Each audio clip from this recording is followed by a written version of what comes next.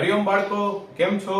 આજે આપણે ગણવા જઈ રહ્યા છે સ્વાધ્યાય બીજો, ચેપ્ટર નંબર 1 નો દાખલો 2 માર્કમાં પૂછી શકાય. ચાલો આપણે સ્ટાર્ટ કરીએ. 0.4 માઇક્રોકુલમ વિદ્યુતભાર ધરાવતા એક નાના ગોળા પર બીજા 0.8 માઇક્રોકુલમ વિદ્યુતભાર ધરાવતા નાના ગોળા વડે હવામાં લાગતું વિદ્યુત બળ આપેલું છે. ચાલો આપણે ડેટા લખી લઈએ. Q1 બરાબર 0.4 માઇક્રોકુલમ, 0.4 10 ની -6 કુલમ, એટલે 4 ગુણ્યા 10 ની -7 કુલમ. આ જ રીતના Q2 8 ગુણ્યા 10 ની -7 કુલમ. અહીં એક ધન અને એક ઋણ આપેલું છે, એટલે બળ પણ કેવું લાગશે? આકર્ષણ બળ લાગશે. અને આકર્ષણ બળ છે એ હંમેશા ઋણ નિશાની વાળું હોય, એટલે આપણે અહીં વિદ્યુતભાર મૂલ્ય સાથે લઈ તો આપણે કઈ ભૂલ પડે એમ નથી. ચાલો અંતર ગોતવાનું છે અને બળ આપેલું છે 0.2 ન્યૂટન, એટલે આપણે લખશું 2 ગુણ્યા 10 ની -1 ન્યૂટન. અંતર ગોતવાનું છે. એમસીક્યુ માં પણ પૂછી શકાય.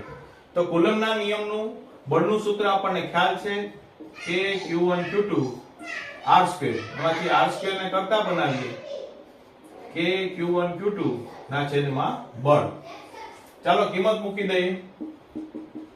9 ગુણ્યા 10 ની 9, 4 ગુણ્યા 10 ની -7, 8 ગુણ્યા 10 ની -7, બળ 2 ગુણ્યા 10 ની -1. 8 2 16, 16 નવા 144, ઓછા 1 વત્તા 1, 9 ને 1 10, ઓછા 14, ઓછા 14 વત્તા 10 એટલે ઓછા 4. ચાલો વર્ગને દૂર કરતા વર્ગમૂળ 144 નું વર્ગમૂળ થશે 12 અને -4 નું વર્ગમૂળ થશે -2. આ જવાબ પણ ચાલે અને 12 સેન્ટીમીટર. આ જવાબ પણ આપણો સાચો છે.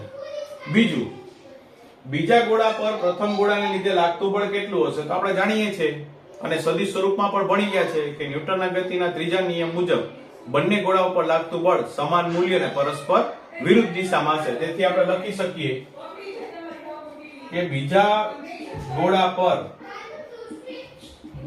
પ્રથમ ગોળાને લીધે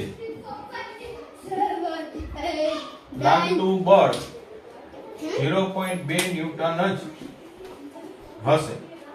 ચાલો ગણતા રહેજો આત્મવિશ્વાસ સાથે. Best of luck. Hari Om.